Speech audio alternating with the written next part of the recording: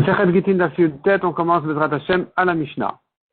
Bakol Kotvim, on peut écrire le get avec n'importe quelle encre. Bedio, c'est l'encre classique, noire. Bessam, Bessikra, Bekomos, Kankantom, la Gemara va expliquer chacune de ces espèces d'encre. Uchol Devar Shel Kayama, et toute chose qui, Shel Kayama, qui ne s'efface pas, qui écrit bien. Point. On peut écrire donc avec tout ça. En Kotvin, on ne peut pas par contre écrire l'Obe Mashkin, ni avec des liquides qui laissent une trace de couleur, Velobe Meperot, ni avec des jus de fruits, Velobe Chol Devar Shel Mitkayem, ni avec toute chose qui ne tient pas. Ça, c'est les encres qui sont interdites. À la Kol Kotvin, on peut écrire sur toute chose. À la l'échelle Zait, même sur une feuille d'olivier. Il écrit le get sur une feuille d'olivier. Bon, c'est intéressant parce que les feuilles d'olivier sont très petites. Vers la keren sur les paras, sur une corne de vache. Venotanet apara, et dans ce cas-là, il doit lui donner la vache entière. Aliad shel Eved, venotanet à Eved. Il peut écrire le get sur la main de son esclave et lui donner, donc à la femme, l'esclave sur lequel est écrit le get. Rabbi Sagili Omer, en kotvin, lo al davar shesh bo ruach haim, velo ala ochalim. Rabbi Sagili n'est pas d'accord, il dit on ne peut pas écrire sur quelque chose de vivant. Donc la vache, l'esclave, ça marche pas. Ni sur velo ala ochalim, ni sur des aliments. Il peut pas écrire sur une citrouille et lui donner. Sur une banane et lui donner.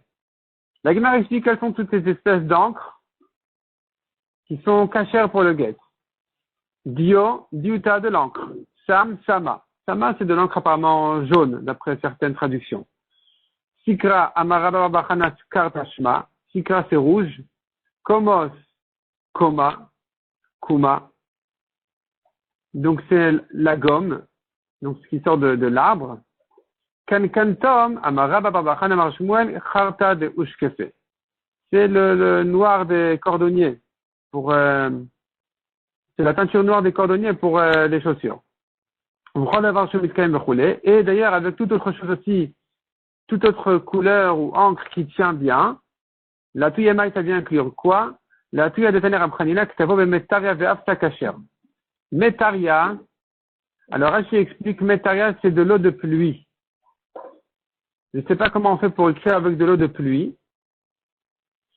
Selon une autre explication, Rashi explique, metaria, c'est de l'eau dans laquelle on met les noix de Galles. C'est un fruit qui n'est pas mangeable et qui lâche une certaine couleur dans l'eau.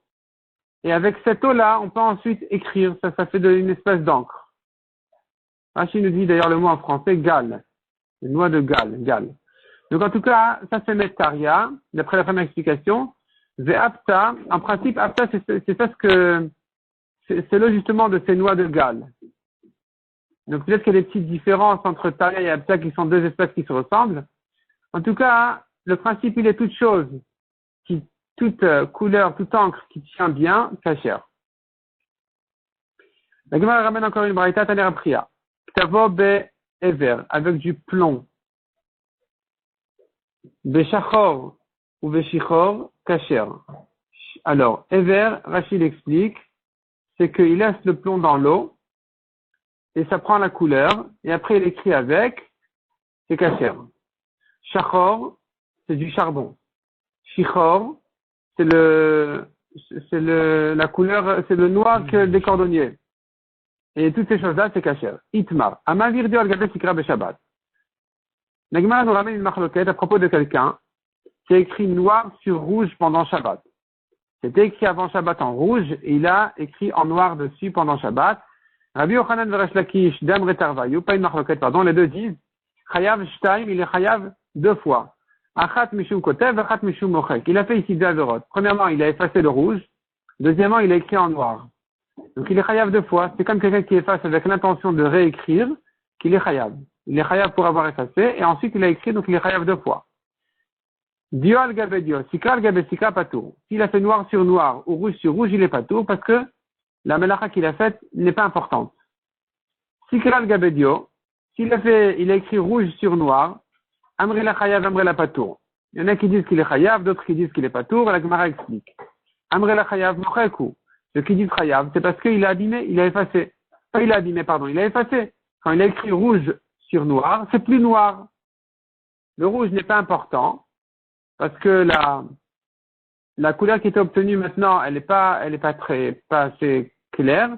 Mais en tout cas, le noir, il s'est effacé. C'est plus aussi noir que ce que c'était.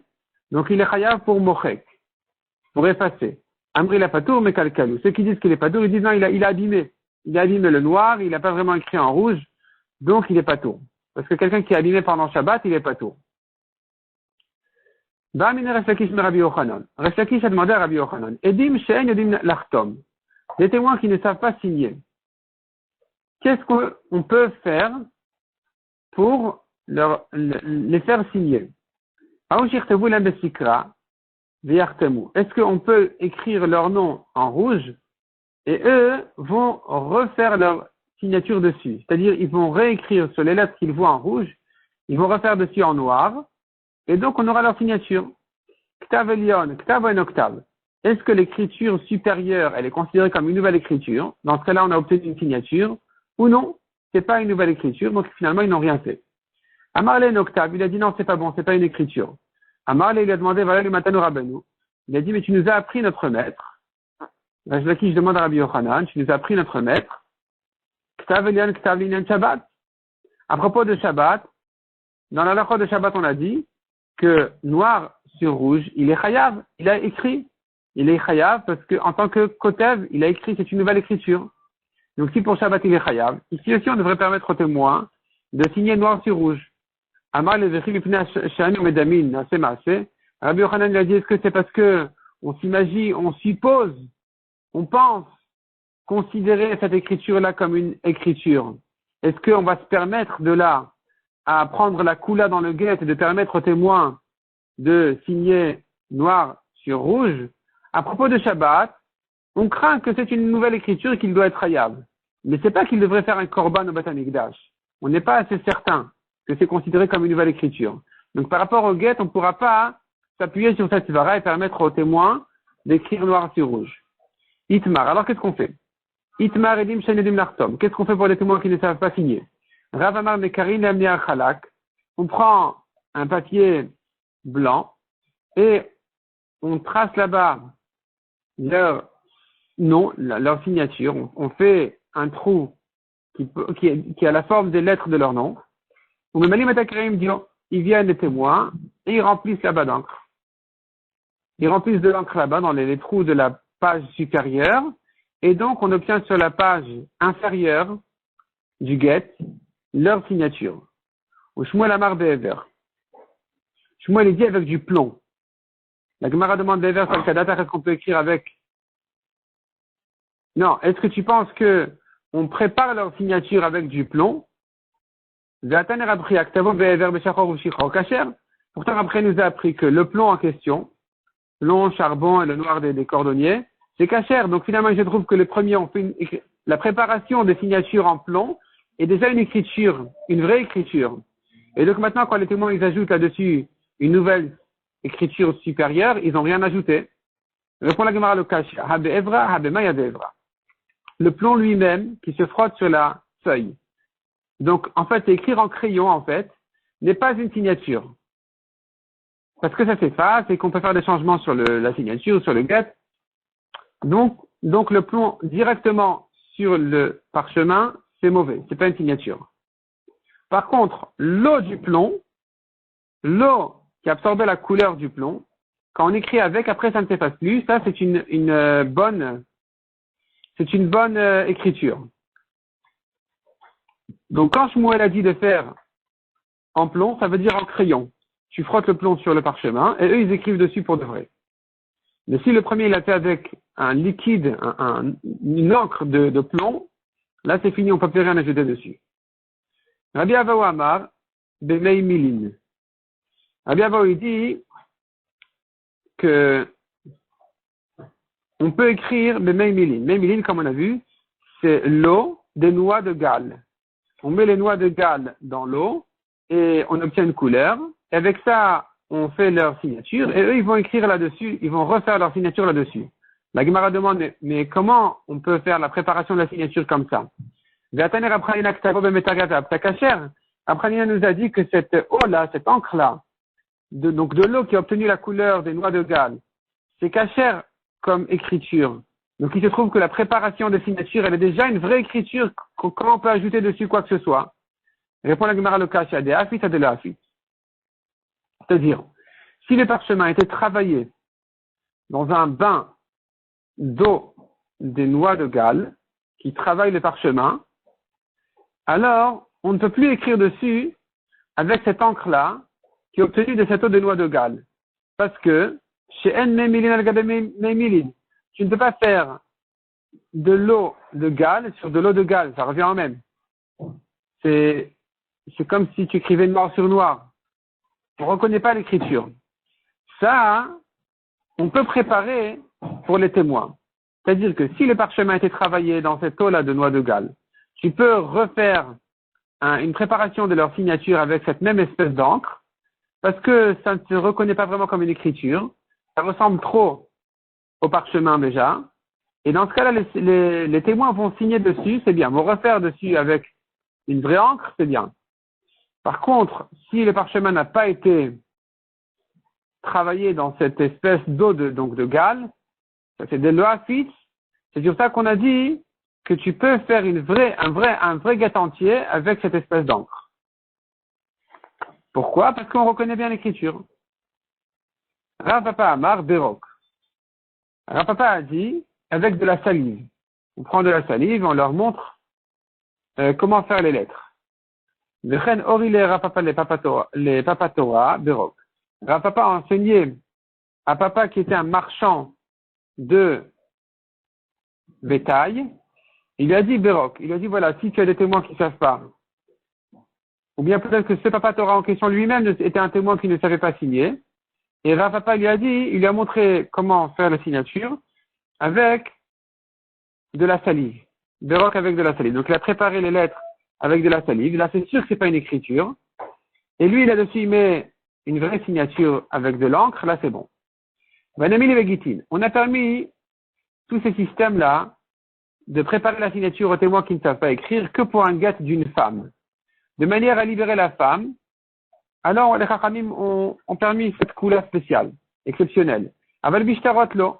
Mais dans les autres shtarot, on n'a pas permis cette couleur. Un témoin qui ne sait pas signer, on cherche un autre. La Gemara dit parce qu'il y en a un qui a essayé, il y en a un qui a voulu faire ça pour un autre shtar, donc de préparer les signatures aux témoins qui ne savaient pas signer, et Rav Kana l'a frappé. On ne permet pas ça pour un autre shtar que le guet d'une femme. On tourne la page. Tanya Kevate Derav. La Gemara maintenant revient un peu en arrière. Et elle dit que nous avons une braïta comme la solution de Rav pour des témoins qui ne savent pas écrire. Et que, dit la braïta, donc, la braïta ici, elle propose la solution de Rav qui dit, et dit, She'en yodim l'artom, les témoins qui ne savent pas signer, mais karin lam neyar chalak, donc on déchire des lettres dans un papier chalak, blanc, vide, on met malim et akreim dio. Et eux, les témoins, ils remplissent ça d'encre, et donc on obtient sur le guet leur signature. Amar Rabban Shimon Gamliel, Bamed Varim Amorim Begiten Hashim, ça n'a été permis que pour le guet d'une femme, Aval Beshichura, Avalim Ushal Kol Ashtarot, mais pour les autres shtarot, comme libérer les esclaves ou n'importe quel autre shtar d'argent, vous ne permettez pas ce système-là. Il me dit Nikros Velartom Chotmin. Si les témoins savent lire et signer, tant mieux, ils signent. Veimla Ben Chotmin, et s'ils ne savent pas signer, et s'ils ne savent pas, ils ne signent pas. La Gemara demande Kiriya Man Charshma. Qui c'est qui a parlé ici de lecture? On a dit s'ils savent lire et signer. Pourquoi tu parles de lire et signer? On a parlé de témoins qui ne savent pas signer. Donc, Man Charshma, qui c'est qui a parlé de lecture ici? Il manque des mots dans la braïta. Il faut la compléter et dire comme ça. Edim Shein Edin Likrot. Des témoins qui ne savent pas lire. Korin Lifnehem. On lit devant eux ce qu'il y a écrit dans le shtar. Vechotmil et ils signent. Le Shein Edim Nartom. Et ceux qui ne savent pas signer. Vechoulet, etc. On a fait tout le système qu'on a dit pour leur préparer, pour les aider à signer. Ça n'était permis que pour le gars d'une femme. Et pour les autres shtarot, il me dit Nikot de l'Artom Chotmin, Vemla Ben Chotmin. S'ils savent lire et signer, alors ils signent, et sinon, on ne va pas ni leur lire, ni leur préparer les signatures, ils ne peuvent pas signer. Quelle est sa raison? Chez lui, Bnat Israël Agunot, pour ne pas que les Bnat Israël soient bloqués. Et donc ici, dès qu'on a une occasion de libérer la femme, des fois il y a une urgence sur le guet. Par exemple, le mari s'en va, ou le mari va mourir et que la femme va tomber en hiboum. Donc on veut éviter ce genre de problème. Il y a une urgence de faire le guet. Il n'y a personne ici qui ne sait le faire, qui ne sait signer. Dans ce cas-là, on a permis ces solutions exceptionnelles, de leur lire, de leur préparer les signatures, mais sinon on n'a pas permis. Amarava la Rabban Shimon ben Gamliel. La lacha donc elle est comme lui. Comme Rabban Shimon ben Gamliel qui a permis dans les Gittin et pas dans les autres shtarot. Rav Gamda Mishmei de Rava Amar, en alacha. Rav Gamda au nom de Rava, il dit non, la lacha n'est pas comme Rabban Shimon ben Gamliel. Vela Keman, alors comme qui elle lui, qui est Rabbanan, elle est comme les Chachamim qui permettent, qui n'ont pas limité ça au guet d'une femme. Donc apparemment, tu pourrais dire qu'ils permettent ça dans tous les shtarot, de lire et de leur préparer la signature. Pourtant, on a vu l'histoire de celui qui voulait faire ça dans les autres shtarot et Rav Kana, il a frappé. Donc, tu vois qu'Alacha, elle est comme ça, que dans les autres shtarot, on ne permet pas de préparer les signatures. Sirgema Kriya. Et pour la Gemara, non. Il faut dire que ce qu'on a dit, l'Alacha, elle est comme les Rabbanan, c'est pour la lecture. C'est-à-dire que, effectivement, préparer les signatures, on ne permet que pour le gars d'une femme, pas dans les autres shtarot. Mais lire un gars qui ne sait pas, un shtar, un témoin qui ne sait pas lire, ça, c'est comme les chachamim qui permettent dans tous les shtarot. Rav Yehuda Mitzter, Ikari Vechatim. La Gemara raconte sur Rav Yehuda qui, lui, il était vieux, il avait du mal à lire, et il se fatiguait à lire pour pouvoir signer. Donc, il se fatiguait à lire et à signer. Amar le Oula Lotrichat. Oula lui a dit, tu n'as pas besoin de te fatiguer tellement à lire, c'est même pas la peine que tu lises. Der Rabbi Elazar. Mara d'Eretz Israël. Regarde Rabbi Elazar qui est le maître d'Eretz Israël. Karukame Vechatim. On lisait devant lui le shtar et il signait. De Rav Nachman aussi. Karukame Safredain Vechatim. Rav Nachman aussi. Les sofrim des juges. Il lisait devant lui le shtar et il signait. La Gemara dit, Vedavka Rav Nachman Safredain. Ici, il faut deux conditions pour faire confiance au lecteur. C'est que Rav Nachman, qui se tient en face des sofrim, des juges, ceux qui notent tout ce que les juges ont dit. Des Hitleo Emta, parce qu'ils ont la crainte de Rav Nachman. Les rapports entre Rav Nachman et ces gens-là, c'est un rapport de grand respect. Et donc, ils ne peuvent pas mentir, ils vont lire très précisément. Ils peuvent leur faire confiance. Alors, Rav Nachman, mais si tu mets Rav Nachman en face d'autres sofrim qui vont lire, un sofer qui écrit le shtar et qui le lit devant Rav Nachman, c'est pas bon. Ou bien les sofrim des juges en face d'un autre juge que Rav Nachman, non, on peut pas leur faire confiance. Rav Papa, quand Rav Papa, il voyait un shtar perse, David Berkot el Koutim, qui avait été préparé dans un tribunal de Koutim, Makre Leolishne Koutim, il faisait lire deux Koutim, Ze Shalom Bifneze, un pas devant le deuxième, les Messiach les Fitumo, qui lisent sincèrement sans attention de témoignage, ou Mak Zebemi Meshabede. Et une fois qu'il lisait devant lui le shtar, il ne savait pas lire apparemment leur langue, une fois qu'il lisait comme ça le shtar, alors il encaissait avec ce shtar-là même des terrains qui ont déjà été vendus. Tellement les terrains sont hypothéqués et le shtar il est fort. Amar Avashi Amar li Ravuna bar Natan. Hachi Amar Amemar, ainsi a dit Amemar. Aishtar parasa de Khatim Alessa de Israël. Un shtar perse qui a été signé par des témoins juifs. Magvinan Bemi Meshabde. C'est un bon shtar. Et on peut encaisser avec ce shtar-là même des terrains qui ont déjà été vendus. C'est-à-dire qui ont été vendus après le shtar, qui ont été donc hypothéqués à ce shtar-là. La Gemara demande vers le Yad el Mikre. Pourquoi ils ne savent pas lire ces témoins? Vedeyade. Non, il s'agit qu'ils savent lire. Pourtant, il nous faut un shtar qui ne peut pas s'effacer, qu'on ne puisse pas tromper, effacer et corriger le shtar. Il s'agit que non, le shtar a déjà été bien travaillé et que le parchemin, puisqu'il a été bien travaillé, c'est fini, on peut plus falsifier le shtar. qui est écrit dessus, ça ne s'efface pas.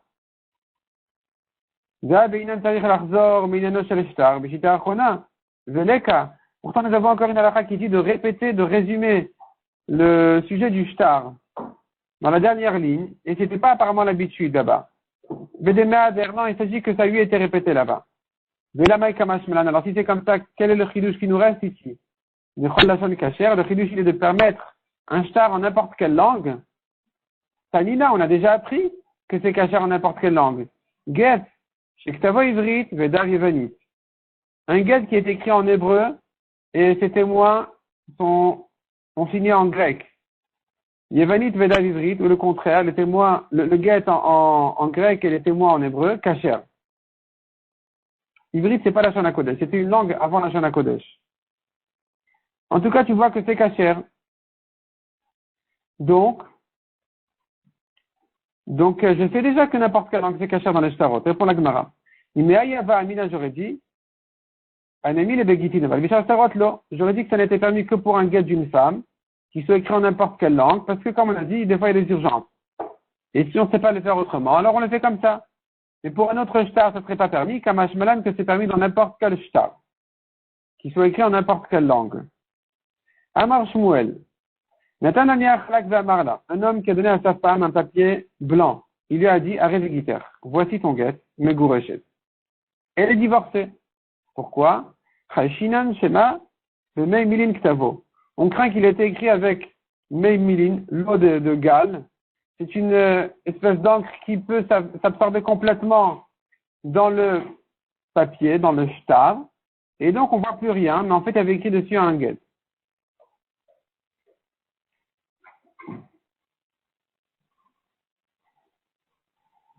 Rachid dit, il ne s'agit pas d'un parchemin. Niyar, c'est un papier. C'est un parchemin. Et donc ici, on a dit que c'est le get, il est kasher. Métivé. L'agma l'object. Arrête guiter. Il a dit à sa femme, voici ton get. Elle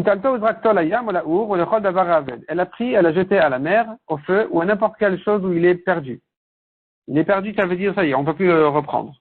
Mais Chazar va amar, et ensuite le mari, il a dit, mais tu sais, ce que je t'ai donné, c'était même pas un get. Shtar pasimu. Shtar amanaou. C'était un shtar que j'avais chez moi, qui n'était pas utilisé. Shtar pasim, c'est quelqu'un qui veut se montrer riche. Il demande à son ami d'écrire un shtar qui lui doit beaucoup d'argent. Et avec ça, il paraît être riche parce que voilà, il a des grands prêts, il a prêté à des gens des grosses sommes. Ça s'appelle shtar pasim. Shtar amana, c'est un shtar de confiance.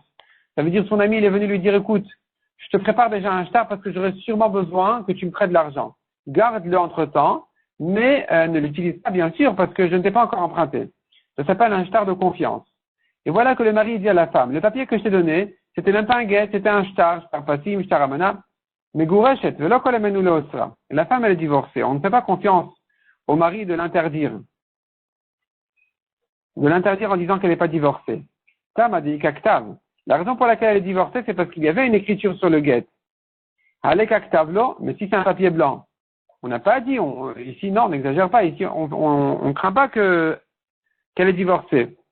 Donc c'est une objection pour celui qui a dit que même un papier blanc, pour Shmuel qui a dit que quand il lui a donné un papier blanc, il lui a dit c'est ton get, elle est divorcée.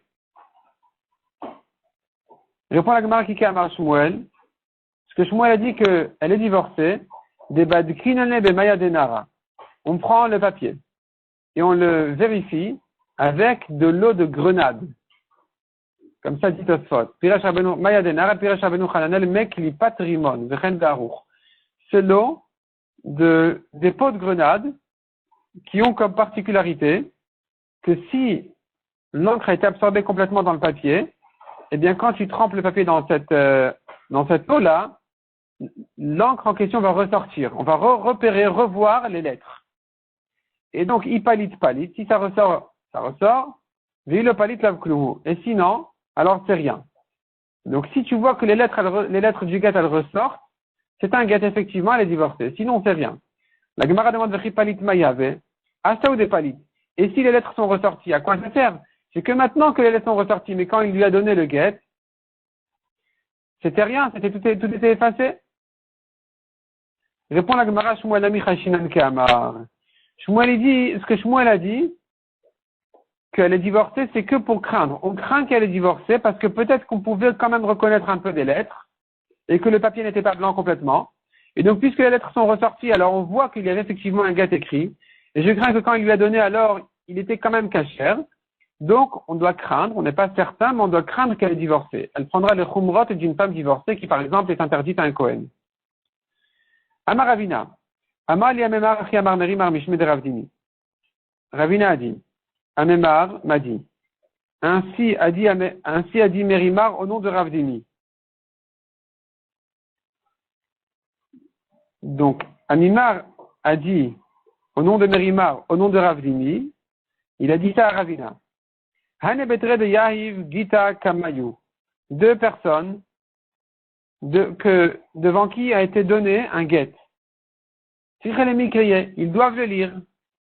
Ils doivent le lire. Ils doivent savoir que c'est un get. Mais tu veux la gamma l'objet. Voici ton get.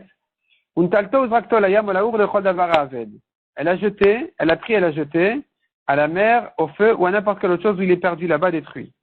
Mais Chazar va marchar, où il a dit finalement c'était pas un get, c'est autre chose. Mais Gourechet, elle est divorcée. On ne le croit pas de l'interdire. Si tu me dis que les témoins doivent le lire, alors, Batar de Karioua, est-ce qu'une fois qu'ils l'ont lu, ni Mati Amar Lahi, est-ce qu'il peut oser dire que c'était autre chose qu'un get? L'Otira répond la Gemara, de Batar de Karioua, une fois que les témoins ont lu le get, Aïle le Beyade, Veaske. Il est rentré dans sa poche, il est rentré dans son bras ou quelque chose comme ça, et il est ressorti. Et donc maintenant, quand il vient dire c'était pas un get que je t'ai donné, j'aurais pu croire peut-être qu'il a échangé. Peut-être qu'il a échangé pour autre chose. Kamash Malan, que je ne crains pas ça, et que s'il dit c'est pas un get, on ne le croit pas. Un homme a jeté un get à sa femme entre les tonneaux, les cruches de vin. Il se trouvait que c'était une mezouza. Amar Rav Nachman. Mezouza benedan elo shricha. Une mezouza entre les cruches de vin, c'est pas sa place, c'est pas fréquent. On n'a pas à craindre qu'il y avait déjà la mezouza par ailleurs et que le gars s'y trouve encore. Et donc on suppose effectivement que ce qu'il a jeté c'était une mezouza et pas autre chose. À condition qu'on a trouvé qu'une seule mezouza. Aval Stein, Aval Bet Gimel, mais si on a vu deux ou trois mezuzot, Midé Havai, Anami Havai. Puisque tu vois que de toute façon il y avait plus de mezuzot que le gars qu'il a jeté. Donc tu vois que de toute façon il y avait ici des mezuzot. Alors je pourrais dire que la première aussi, elle y était déjà. C'est pas ça ce qu'il a jeté. Vegita, et tu cherches le guet, et Mourach Barim Shakloa. Peut-être que les souris l'ont pris. Et donc finalement, on doit craindre qu'il y avait ici un guet, et que on doit craindre donc ici on doit craindre le divorce.